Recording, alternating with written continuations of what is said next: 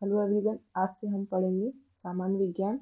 सामान्य विज्ञान के 3 खंड हैं: भौतिक विज्ञान, रसायन विज्ञान और जीव विज्ञान। ये घटना चक्र का पॉइंटर है। इसमें प्रीवियस ईयर के समस्त क्वेश्चनों का अध्यायवार और बिंदुवार संकलन है। आप चाहें तो मार्केट से इस पुस्तक को ले सकते हैं। बाकी हमने इसका एक एक खंड करके पूरा डिस्कस करने का प्रयास करेंगे।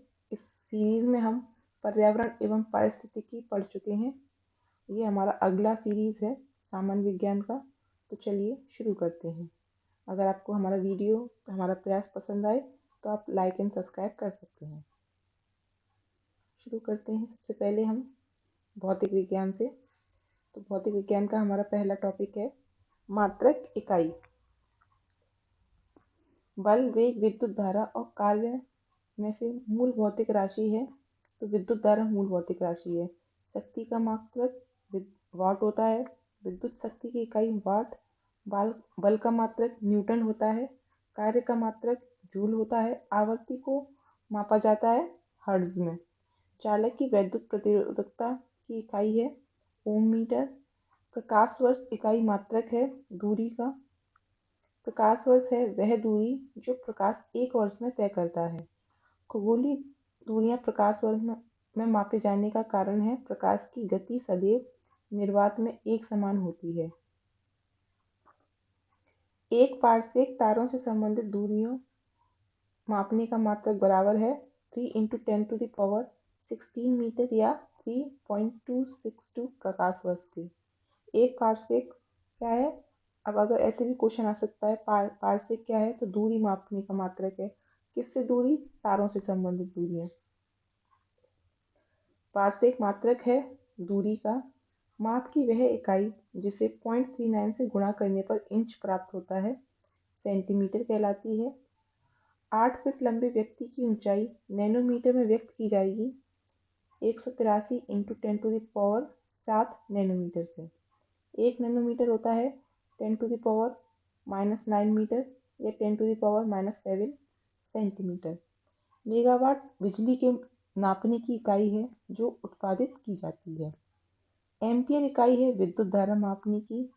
प्रतिबल, बल, विकृति तथा दाब में वह राशि जिसका कोई मात्रक नहीं है विकृति कहलाती है। भौतिक राशियां और उनकी इकाई दी गई है। त्वरण की इकाई मीटर पर सेकंड स्क्वायर। बल की न्यूटन। तत्कार्य या ऊर्जा की जूल। आवेग की न्यूटन पर सेकंड। द्रव्यमान की किग्रा। दाब की पास्कल। वॉट शक्ति या सामर्थ्य की इकाई है। नॉट समुद्री जहाज की गति मापने की इकाई है। नॉटिकल मील नौ संचालन में प्रयुक्त दूरी की इकाई है। 12 नॉटिकल मील, 10 नॉटिकल मील, इस तरह से। ऊष्मा की इकाई क्या है? कैलोरी है। और विभवांतर की वोल्ट, विद्युत विभवांतर।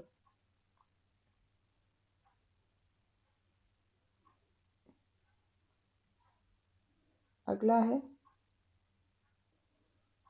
उच्च वेग को मैक में मापा जाता है। ये वायु की गति अगर 3 मैक से ज्यादा हो तो वो उच्च वेग में आ जाता है। सुपरसोनिक, हाइपरसोनिक, इसके 2 प्रकार हैं। एंगस्ट्रॉन प्रकाश के तरंग दैर्ध्य की इकाई है। 1 हॉर्स पावर में होते हैं 740 वाट। जूल ऊर्जा से उसी तरह संबंधित है जैसे पास्कल संबंधित है दबाव से। लेंस की क्षमता को डायोप्टर में मापते हैं। दबाव या दाब को पास्कल में मापते हैं। रेडियो एक्टिव पदार्थ की सक्रियता को बेकुरल में मापते हैं और ऊष्मा को जूल में मापते हैं।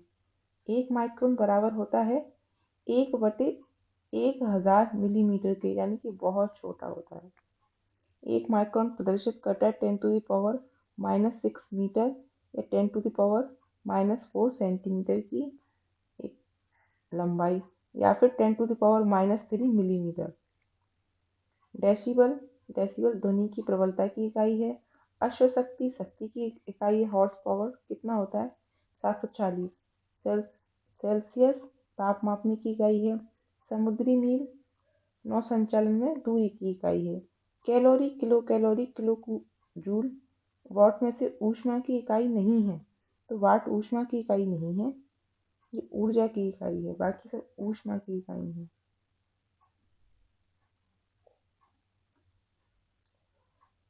सेंटीग्रेड, कैलोरी, अर्ग तथा जूल में से ऊष्मा की इकाई नहीं है, तो सेंटीग्रेड नहीं है, ये तापमान की इकाई है। 1 किलोमीटर दूरी का तात्पर्य है 1000 मीटर से। 1 पिकोग्राम बराबर होता है 10⁻⁻ ग्राम के। दाब की इकाई है पास्कल होती है वैसे।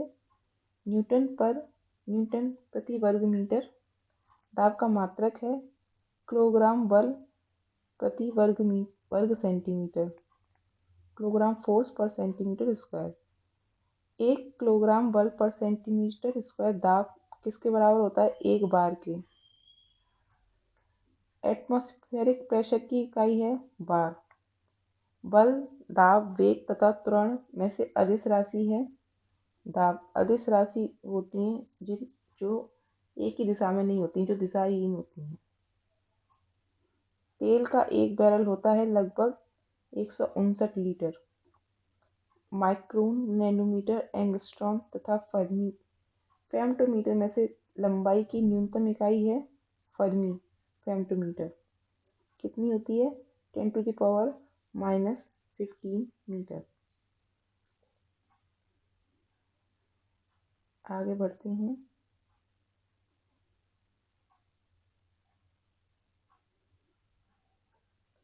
पंद्रह मीटर से अधिक ताप मापने वाले यंत्र हैं पायरोमीटर, प्लेटिनम प्रतिरोध थर्मामीटर, जो कि 2000 से 1200 डिग्री सेंटीग्रेड को मापता है, और ताप वैद्युत युग्म थर्मामीटर 200 डिग्री सेंटीग्रेड से 1600 डिग्री सेंटीग्रेड को मापता है। आगे बढ़ते हैं। क्यूसेक जल प्रवाह की दर।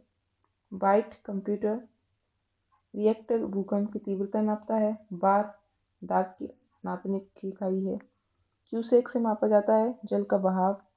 नॉट, डॉप्सन, क्वार्ट्ज, मैक्सवेल में से वायुमंडल में ओजोन परत की मोटाई नापने की वाली इकाई है डॉप्सन। ये हम पढ़ चुके थे पारिस्थितिकी वाले चैप्टर में। डॉप्सन इकाई से मापी जाती है ओजोन सांद्रता। सोनार प्रयोग में लाया जाता है नौ संचालकों द्वारा। महासागर में डूबी हुई वस्तुओं की स्थिति जानने के लिए किसे प्रयोग में लाया जाता है? सोनार को। सोनार में हम उपयोग करते हैं पराश्रव्य तरंगों का। ध्वनि की तीव्रता को मापने वाला यंत्र है ऑडियोमीटर। बैरोमीटर, एनीमोमीटर, हाइड्रोमीटर तथा विंडेन में से वायु की गति नापी जाती है एनीमोमीटर द्वारा। एमीटर विद्युत धारा मापता है। टैक्योमीटर क्षैतिज दूरियों, लंबवत उन्नयनों एवं दिशाओं का मापन करता है। वोल्टमीटर विभवांतर मापता है। एमीटर विद्युत धारा मापता है। पोटेंशियोमीटर विद्युत वाहक बल या विभवांतर को मापता है। पायरोमीटर उच्च ताप के मापन के लिए इस्तेमाल किया जाता है। ताप विद्युत तापमापी, विकिरण तापमापी, गैस तापमापी तथा द्रव तापमापी में से पायरोमीटर कहा जाता है विकिरण तापमापी को। वह थर्मामीटर जो 2000 डिग्री सेंटीग्रेड मापने हेतु उपयुक्त होता है उसे कहते हैं पूर्ण विकिरण पायरोमीटर। पायरोमीटर सोलर रेडिएशन को नापने के लिए होता है। मैनोमीटर के द्वारा की जाती है गैसों के दाब की माप। हाइग्रोमीटर सापेक्ष आर्द्रता मापने के लिए इस्तेमाल होता है। स्प्रिंग तुला भार मापन के लिए। ऑडियोमीटर वाहनों के पहियों द्वारा तय की गई दूरी मापने का यंत्र है। ओडोमीटर विद्युत चुम्बकीय तरंगों की आवृत्ति मापने का यंत्र है। गाइड काउंट रेडियो सक्रियता मापने के लिए इस्तेमाल होता है।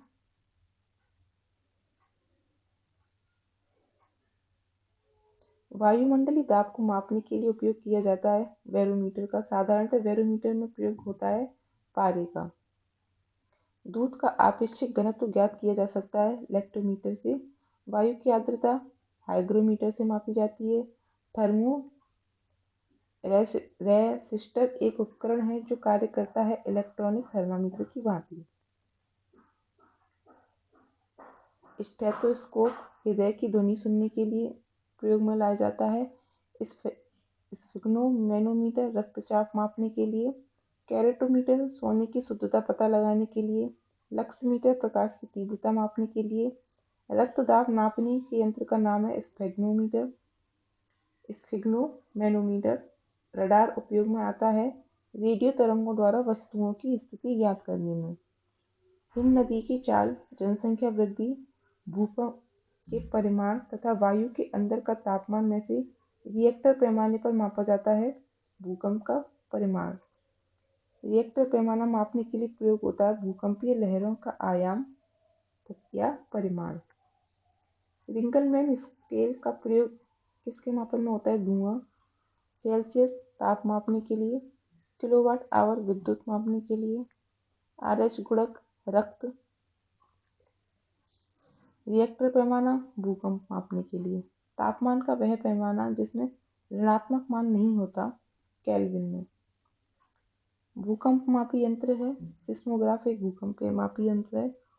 सिस्मोग्राफ रिकॉर्ड करता है भूचाल, भूकंप। ऊंचाई अल्टीमीटर में नापी जाती है। प्रतिरोध का मात्रक ओम है। फेदोमीटर समुद्र की गहराई का मात्रक है। अल्टीमीटर ऊंचाई का मात्रक है। बैरोग्राफ वायुमंडलीय दाब मापने के लिए। मैनोमीटर दाब मापने के लिए। कार्ब्यूरेटर आंतरिक दहन इंजन में प्रयोग में लाया जाता है। कार्डियोग्राम हृदय गति के लिए। सिस्मोमीटर भूकंप तरंगों की तीव्रता ज्ञात करने के लिए। टैक्योमीटर वायुयानों एवं मोटर नाव में घूर्णन गति ज्ञात करने के लिए टैक्योमीटर का प्रयोग करते हैं। आगे बढ़ते हैं।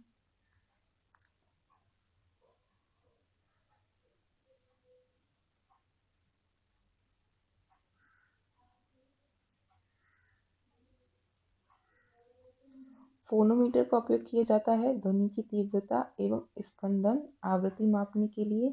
जूट का पता लगाया जाता है पॉलीग्राफ्स के द्वारा। ऊर्ध्वाधर तल एवं क्षैतिज तल में कौड़ी दूरी को मापने में प्रयुक्त होने वाला यंत्र है थियोडोलाइट। द्रव्यमान, बल, त्वरण, कार्य, ऊर्जा, संवेग, गति। साधारण यंत्र किसी व्यक्ति की सहायता करता है कम बल का प्रयोग करके भी उतनी ही मात्रा में काम करने में। एक व्यक्ति एक संवेदनशील तराजू पर खड़ा है। यदि वह गहरी सांस लेता है तो तराजू की रीडिंग बढ़ेगी क्योंकि हवा अंदर इनहेल कर रहे हैं। प्रक्षालन वॉशिंग मशीन की कार्य प्रणाली किस सिद्धांत पर काम करती है? अपकेंद्रीकरण, अपकेंद्रण पर। विस्थापन, वेग, बल तथा आयतन में से सदिश राशि नहीं है तो आयतन नहीं है। इन सब की दिशा होती है, आयतन की कोई दिशा नहीं होती।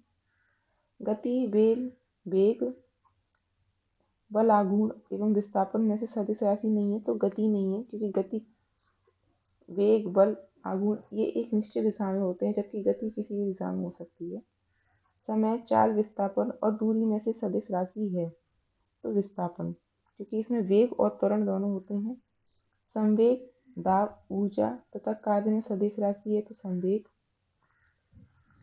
पदार्थ के संवेग और वेग के अनुपात में से जो भौतिक राशि प्राप्त की जाती है तो द्रव्यमान प्राप्त किया जाता है। बल किसका गुणनफल है? द्रव्यमान और त्वरण का।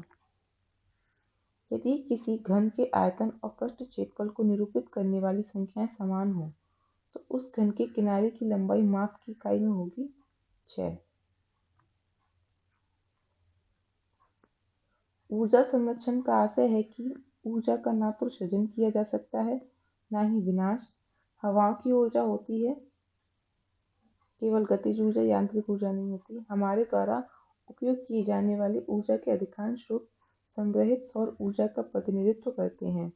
ऊर्जा स्रोत जो सूर्य की ऊर्जा से व्युत्पन्न नहीं होते हैं तो नाभिकीय ऊर्जा, भूतापीय ऊर्जा। गैर पारंपरिक ऊर्जा स्रोत वे हैं जो कि नवीकरणीय हैं। गति का सर्वप्रथम परिभाषित किया था गैलीलियो ने। वायु शक्ति विंड पावर में ऊर्जा का जो रूप विद्युत ऊर्जा में परिवर्तित होता है वह है गतिज ऊर्जा। न्यूटन की गति के प्रथम नियम को क्या कहा जाता है? जड़त्व का नियम कहा जाता है। एक ट्रेन जैसे ही आगे चलना आरंभ होती है उसमें बैठे हुए यात्री सिर पीछे की ओर झुका लेते हैं। इसका कारण है स्थिरता का जड़त्व। प्रत्येक क्रिया के लिए एक समान और विपरीत प्रक्रिया होती है, ये कहा था न्यूटन ने।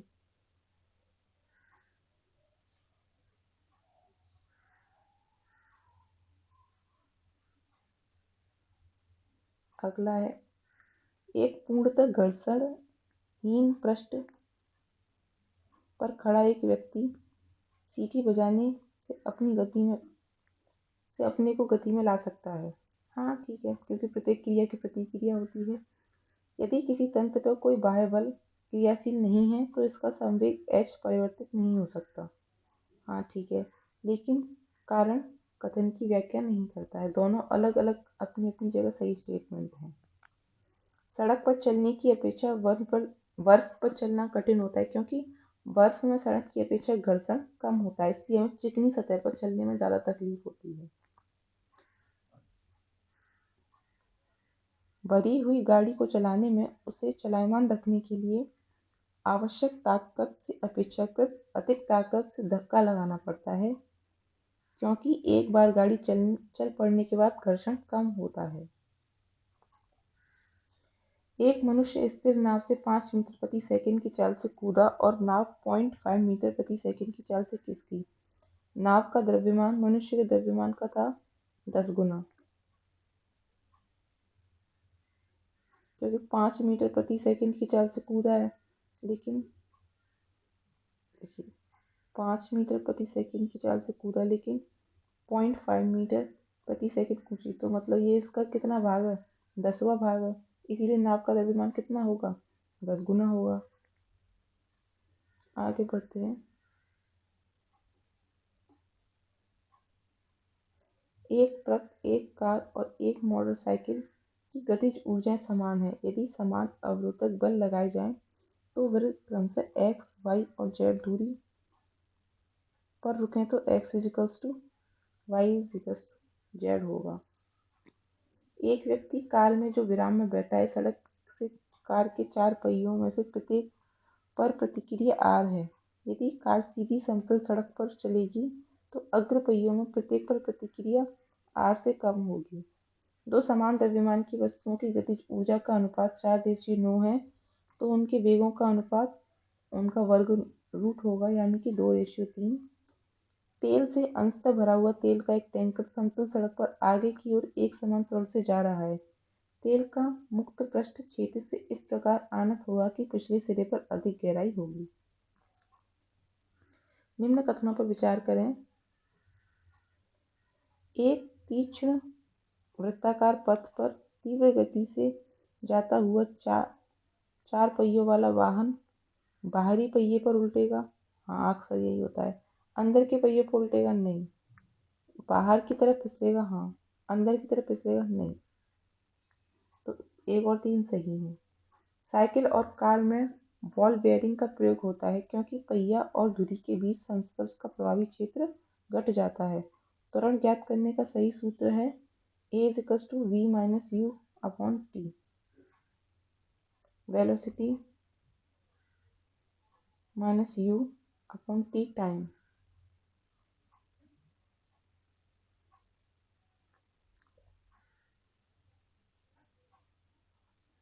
अगला है गुरुत्व के अधीन गति।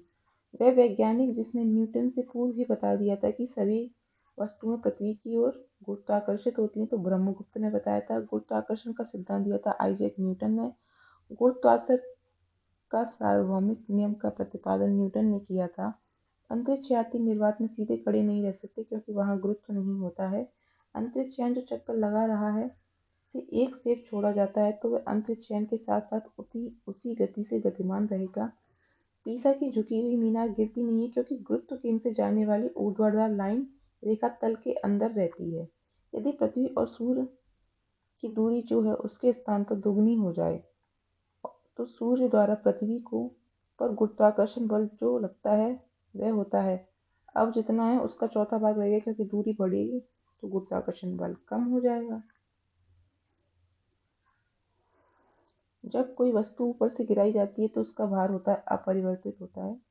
लकड़ी, लोहे, मोम के समान आकार के टुकड़ों को समान ऊंचाई से पृथ्वी पर गिराया जाता है, तो जो टुकड़ा सर्वप्रथम पृथ्वी की सतह पर पहुंचेगा सभी साथ साथ पहुंचेंगे। हवा में लोहे और लकड़ी की समान भार की गेंद को समान ऊंचाई से गिराने पर लकड़ी की गेंद बाद में गिरेगी, क्योंकि लोहे की गेंद ज़्यादा पहले गिरेगी। यदि एक पंख, एक रबर की गेंद और एक लकड़ी की गेंद निर्वात में एक समान ऊंचाई से स्वतंत्रतापूर्वक साथ साथ गिर रही हैं तो तीनों एक साथ जमीन पर पहुंचेंगे। दो गेंद ए तथा बी क्रमशः 10 किग्रा और 1 किग्रा की हैं। उन्हें 20 मीटर की ऊंचाई से एक साथ गिराया जाता है तो भूमि पर दोनों गेंदें साथ साथ पहुंचेंगी। चंद्रमा पर मानव का वजन पृथ्वी की तुलना में 1/6 रहता है। सही है। चंद्रमा पर पृथ्वी की तरह गुरुत्वाकर्षण नहीं है।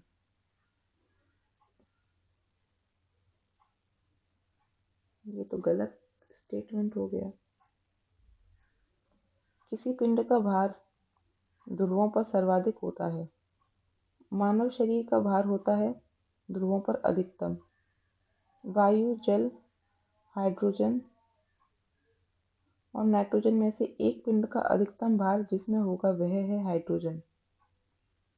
गुरुत्व के अधीन ब्रह्मावस्था से मुक्त रूप से गिरने वाली किसी कण के मामले में समय में विस्थापन का विवरण प्रदर्शित करने वाला रेखाचित्र है विस्थापन, समय और ये गिरने वाले किसी कण का रेखाचित्र।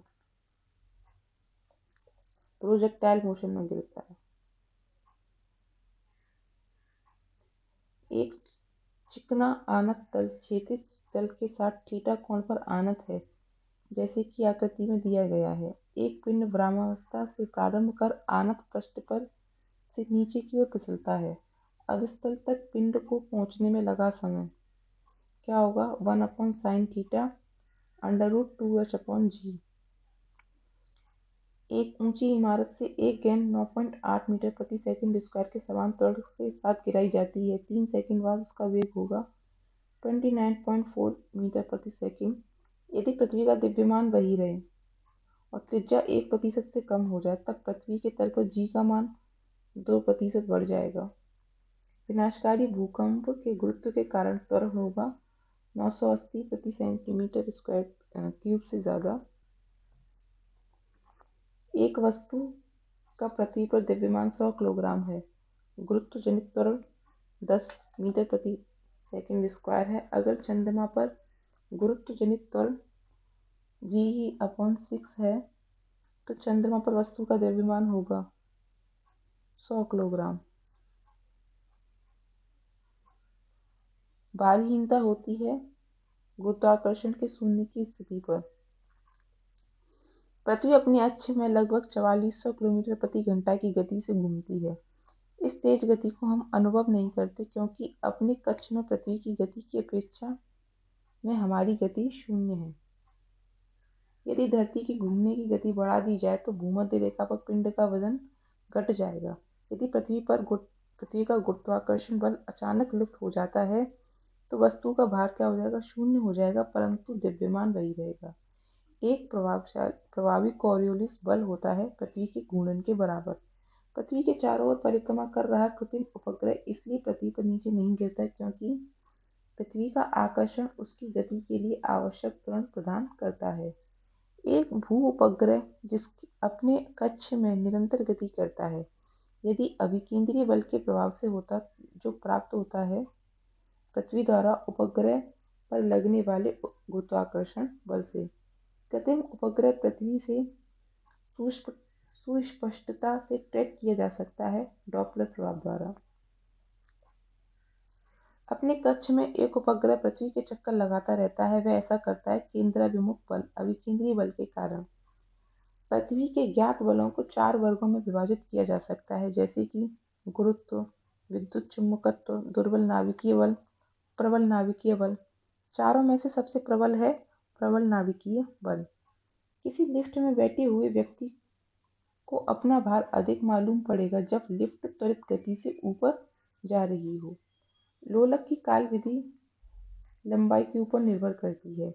लोलक गर्मियों में सुस्त हो जाती हैं क्योंकि लोलक की लंबाई बढ़ जाती है। सर्दियों में तेज हो जाती हैं क्योंकि लोलक की लंबाई जो है घट जाती है।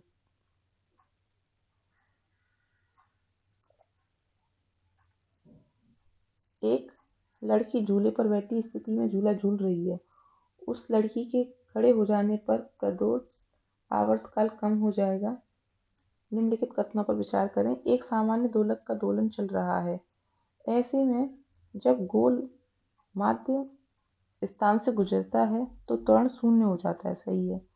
हर आवर्तन में गोलक 2 बार किसी एक निर्दिष्ट वेग को प्राप्त करता है।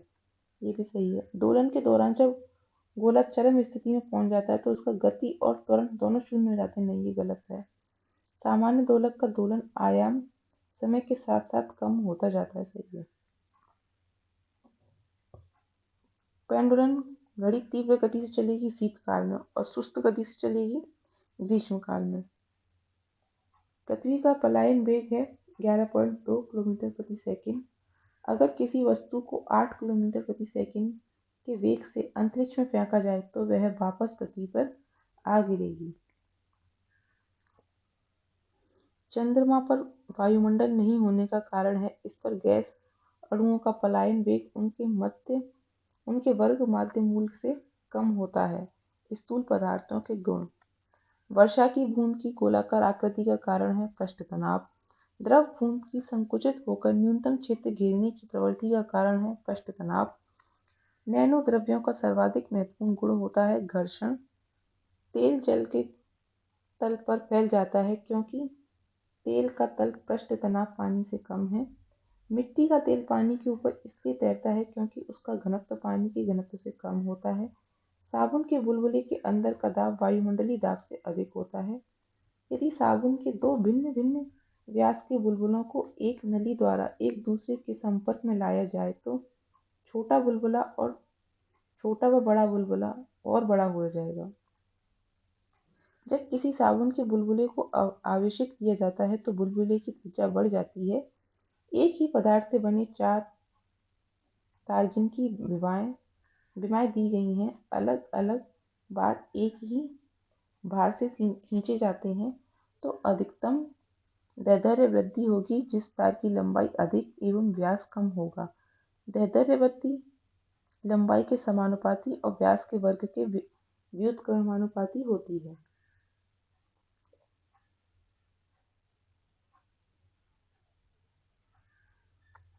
यदि केशकत्र की परिघटना नहीं होती तो केरोसिन दीप का उपयोग मुश्किल हो जाता। सही बात है।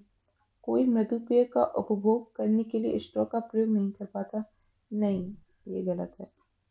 स्याही शोक पत्र काम करने में विफल हो जाते। हाँ, बड़े पत्ते जिन्हें हम अपने चारों ओर देखते हैं पृथ्वी पर नहीं होते। हाँ, क्योंकि उनमें जड़ों से जल का संचार नहीं हो पाता। केशकत्र एकमात्र कारण नहीं है पौधों की जड़ों से जल के इसके पर्ण समूह की ओर बढ़ने के लिए। इसके लिए केशकत्र के अतिरिक्त प्रस्वेदन और संसूजन आदि भी उत्तरदायी हैं। बत्ती वाले स्टोव में केरोसिन की बत्ती में ऊपर चढ़ने का कारण है पृष्ठ तनाव। एक केस नली में जल की अपेक्षा एक तरल अधिक ऊंचाई तक चढ़ता है तो इसका कारण है कि तरल का पृष्ठ तनाव जल की अपेक्षा ज्यादा है। जब किसी झील की तली से उठकर वायु बुलबुला ऊपरी सतह तक आएगा तो उसका आकार बढ़ जाएगा। ताप बढ़ने के साथ द्रव्य की श्यानता घटती है। जल, वायु, खून, अल्कोहल, गैसोलीन और शहद में से सबसे ज्यादा श्यानता किसकी होती है? शहद की होती है। हवाई जहाज से यात्रा करते समय पेन से स्याही निकलने लगती है वायुदाब में कमी के कारण। ऑटोमोबाइल्स में के हाइड्रोलिक ब्रेक के कार्य करने का सिद्धांत आधारित है पास्कल के नियम पर। मोबाइल तथा ऑटोमोबाइल ने भारतीय विशेष रूप से ग्रामीण क्षेत्रों के लोगों के सामाजिक जीवन में क्रांति ला दी है। लोगों के आवागमन तथा लोगों के जुड़ाव के संबंध में बैरोमीटर पठन में अचानक गिरावट हो जाने से जो मौसम दशा इंगित होती है वह है तूफानी मौसम। नीचे दिए गए 4 छिद्रों वाले एक फव्वारे के चित्र पर ध्यान दीजिए। फव्वारे के जिस छिद्र से पानी अधिकतम दूरी तक फेंका जाएगा वह है पहला। जैसे जैसे ऊपर जाएगा पानी तो उसका तीव्रता कम होती जाएगी। पेट्रोलियम परिष्करण का उपोत्पाद है एस्फॉल्ट।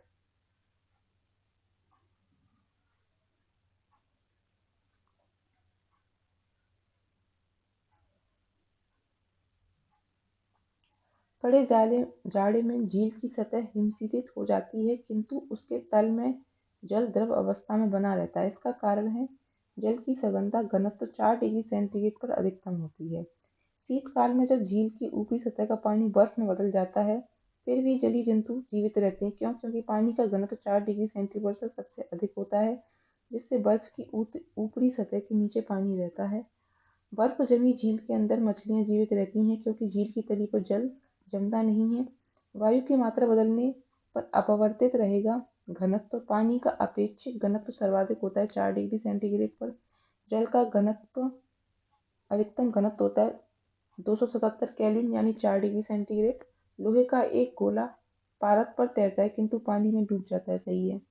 लोहे का आपेक्षिक घनत्व पारद के आपेक्षिक घनत्व से अधिक होता है। नहीं, कम होता है। लोहे की कील पारे पर तैरती है। हाँ, सही है। वह पानी में डूब जाती है। क्यों? क्योंकि लोहे का घनत्व पानी से अधिक होता है, लेकिन पारे से कम होता है। एक सुई पानी में डूब जाती है, जबकि लोहे से बना जहाज पानी पर तैरता है, क्योंकि सुई का आपेक्षिक घनत्व उसके द्वारा उठाए हुए पानी के आपेक्षिक घनत्व से अधिक होता है। लोहे की सुई पानी की सतह पर किस कारण से तैरती रहती है? पृष्ठ तनाव के कारण। जब कुएं से पानी की बाल्टी को ऊपर खींचते हैं, तो हमें महसूस होता है कि बाल्टी पानी की सतह से ऊपर भारी हो गई है। जब कभी हमने पानी खींचने की कोशिश की होगी तो आपने फील किया होगा कि थोड़ा भारी लग रही है बाल्टी। एक भारहीन गुब्बारे में 200 ग्राम जल भरा गया है। इस जल में भार होगा 0। मैथेन के पश्चात क्रीम के दूध से पृथक हो जाना मथने के पश्चात क्रीम का दूध से पृथक हो जाने का कारण है अपकेंद्रीय बल। बादलों में वायुमंडल में तैरने का कारण है उनका कम घनत्व। वह तत्व जो सबसे पहले कृत्रिम रूप से उत्पादित किया गया था, मैग्नीशियम। समुद्र में प्लवन करते हुए आइसबर्ग का जितना भाग समुद्र की सतह से ऊपर होता है, वह 1/9।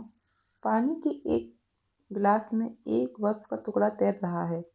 जब बर्फ पिघलती है तो पानी का स्तर उतना ही रहेगा। पानी के 4 डिग्री सेंटीग्रेड पर शरीर तैरता है। यदि तापमान 100 डिग्री सेंटीग्रेड हो जाए तो शरीर डूब जाएगा। समुद्र में नदी की अपेक्षा तैरना आसान होता है, क्योंकि समुद्री जल नमकीन होता है, जिससे उसका घनत्व अधिक होता है।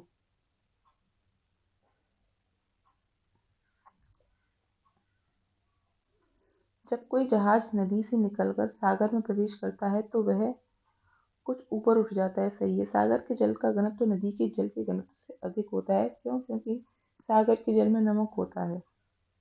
स्टैटिक्स संबंधित है विश्राम की स्थिति से। 320 से 400 नैनोमीटर, 200 से 280 नैनोमीटर, 280 से 320 नैनोमीटर और 400 से 600 नैनोमीटर में से वह विकिरण जिसमें ऊर्जा प्रति क्वांटम सर्वाधिक होगी, तो 200 से 280 नैनोमीटर में। सौर विकिरण दिखता है लगभग 400 से 700 नैनोमीटर परास में। दृश्य प्रकाश का तरंग दैर्ध्य प्रसार होता है 390 से 780 नैनोमीटर के बीच। दृश्य स्पेक्ट्रम के तरंग दैर्ध्य की सीमा है लगभग 3900 एंगस्ट्रॉम से 7600 एंगस्ट्रॉम।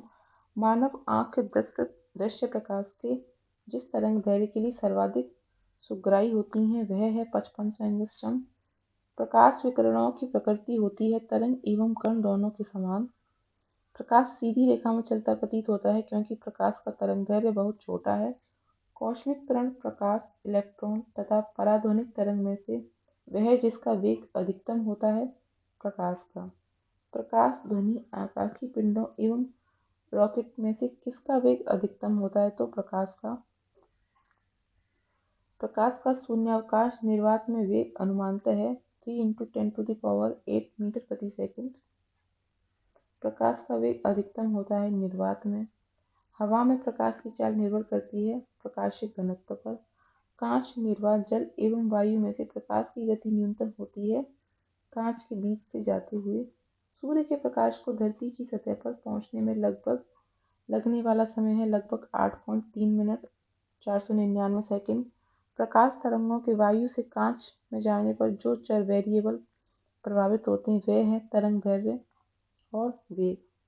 जब प्रकाश एक माध्यम से दूसरे माध्यम में जाता है तो अपरिवर्तित रहती है उसकी आवृत्ति। जब प्रकाश की किरण सघन माध्यम से विरल माध्यम में गमन करती है तो इसकी चाल बढ़ जाती है तथा यह अविलंब से दूर हट जाती है। प्रकाश संश्लेषण की क्रिया संपादित होती है प्रकाश से रासायनिक ऊर्जा में रूपांतरण द्वारा। प्रकाश सजावट तथा विज्ञापन के लिए विसर्जन नलिकाओं में प्रयुक्त होने वाली गैस है नियोन।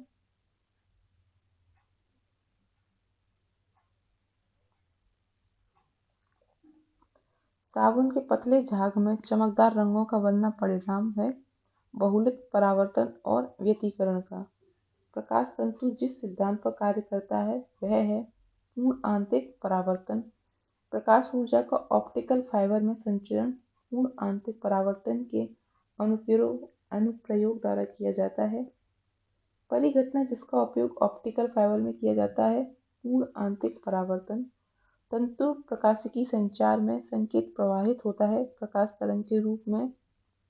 निम्नलिखित कथनों पर विचार कीजिए। तंतु प्रकाशिकीय पूर्ण आंतरिक परावर्तन सिद्धांत पर आधारित है, सही है। प्रकाशिक तंतु संचार तंत्र में ऊर्जा उपयोग अत्यधिक कम होता है, सही है। प्रकाशिक तंतु संचार रेडियो आवृत्ति अवरोध से मुक्त है, ये भी सही है। भारत में प्रकाशिक तंतु के निर्माण में रिलायंस उद्योग समूह सन्नद्ध है, नहीं, ये गलत है। मरीजों के पेट के अंदर का परीक्षण करने हेतु डॉक्टर द्वारा प्रयुक्त इंडोस्कोप कार्य करता है प्रकाश के सकल पूर्ण आंतरिक परावर्तन के सिद्धांत पर। मृग मरीचिका का कारण है स्थलीय तापन एवं प्रकाश का पूर्ण आंतरिक परावर्तन। रेत का रेगिस्तान, धान की खेती की भूमि, ताजा बर्फ से ढकी भूमि और प्रेयरी भूमि समशीतोष्ण में से ज्यादा सूर्य की रोशनी परावर्तित करता है ताजा बर्फ से ढकी भूमि। पूर्ण आंतरिक परावर्तन होता है जब प्रकाश जाता है हीरे से कांच में। एक कटा हुआ हीरा जगमगाता है पूर्ण आंतरिक परावर्तन के कारण। उचित रीति से कटे हीरे का असाधारण चमक का आधारभूत कारण है उसका अति उच्च अपवर्तन सूचकांक होता है। हीरा अपने ही आकार के अनुकारी कांच से अधिक झिलमिलाता है, सही है। हीरे का अपवर्तनांक कांच के अपवर्तनांक से कम नहीं होता, ज्यादा होता है। किसी वस्तु के 3 डायमेंशन प्रतिरूप को अंकित तथा पुनरावृत्ति करने की तकनीक का नाम है होलोग्राफी। एक इलेक्ट्रॉनिक पुंज को फॉस्फोरस कोटेड पर्दे पर फोकस कर प्रतिबिंबों को पर्दे पर जनित करना कहलाता है रॉटर स्क्रीन। रमन प्रभाव का प्रकाश की उन किरणों से संबंध है जो आर पार जाती हैं सभी पारदर्शी माध्यम के। ध्वनि के पुनरुत्पाद के लिए एक CD compact disc audio player में प्रयुक्त होता है लेजर बीम। जब एक सीडी ऑडियो एवं वीडियो प्रणाली में प्रयुक्त होने वाली कॉम्पैक्ट डिस्क सूर्य के प्रकाश में देखी जाती है तो इंद्रधनुष के समान रंग दिखाई पड़ते हैं। इसकी व्याख्या की जाती है परावर्तन एवं विवर्तन की घटना के आधार पर। आगे बढ़ते हैं।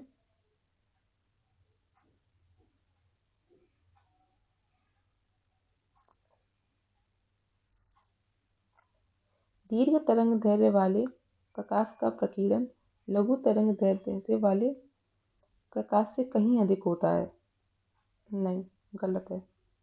जल में दृश्य प्रकाश की गति निर्वात में गति का 0.95 गुना होती है, ये भी गलत है। रेडियो तरंगें द्रुतगामी दोलायमान विद्युत ऊर्जा से उत्पन्न होती हैं, सही है। अतिचालन वाहनों का पता लगाने के लिए पुलिस डॉपलर के परावर्तित लघु रेडियो तरंग प्रभाव का उपयोग करती है, सही है। एक चलचित्र में पूरी फिल्म के एक सिरे से दूसरी सिरे तक सामान्यतः 24 फ्रेम प्रति सेकंड प्रक्षेपित किए जाते हैं, सही है। आंख की रेटिना पर निर्मित प्रतिबिंब उद्दीपन हटाने के बाद 0.1 सेकंड तक बना रहता है, नहीं। दूरदर्शन के संकेत एक निश्चित दूरी के बाद नहीं मिल सकते क्योंकि पृथ्वी की सतह वक्राकार है। दूरदर्शन प्रसारण में श्रव्य संकेतों का प्रेषण करने के लिए प्रयुक्त तकनीक है आवर्ती मॉड्यूलन। दृष्टिपटल रेटिना पर जो चित्र बनता है वह वस्तु से छोटा व उल्टा होता है। अभिनेत्र लेंस द्वारा किसी वस्तु का जो प्रतिबिंब रेटिना पर बनाया जाता है वह होता है उल्टा तथा वास्तविक। एक आंख की अपेक्षा दो आंखों का होना अधिक उपयुक्त है, क्योंकि इस कारण से दूरी और गहराई का एहसास होता है। मनुष्य का कान 1000 हर्ट्ज पर सबसे सुगराई होता है। सुनने की दृढ़ता 1/10 सेकंड होती है और दृष्टि की दृढ़ता 1/16 सेकंड होती है, इसलिए दिखाई पहले देता है, सुनाई बाद में देता है। मनुष्य की आंखें पीले हरे रंग के लिए सबसे अधिक सुगराई होती हैं। पूर्ण सूर्य ग्रहण के दौरान सूर्य को सीधे देखने से आंखों में अपरिवर्तनीय क्षति होती है। क्यों? अल्ट्रावायलेट प्रकाश के कारण। किसी तारे का रंग दर्शाता है उसका ताप। वायुमंडल में प्रकाश के विसरण प्रसार का कारण है धूल कण। यदि यदि मैजेंटा रक्ताभ, नील लोहित और पीले रंग के दो वृत्त एक दूसरे को काटते हैं तो प्रतिच्छेद क्षेत्र का रंग लाल होगा। यदि सायन हरिताभ नीला और मजेंटा रक्ताभ नील लोहित रंग के दो वृत्त एक दूसरे को काटते हैं तो प्रतिच्छेदित क्षेत्र का रंग नीला होगा। सही है। प्रकाश का रंग निर्धारित होता है उसके तरंग दैर्ध्य से। सबसे लंबा तरंग दैर्ध्य लाल रंग का होता है, सबसे कम तरंग दैर्ध्य बैंगनी का होता है। दृश्य वर्णक्रम में सबसे कम तरंग दैर्ध्य बैंगनी, सबसे अधिक लाल।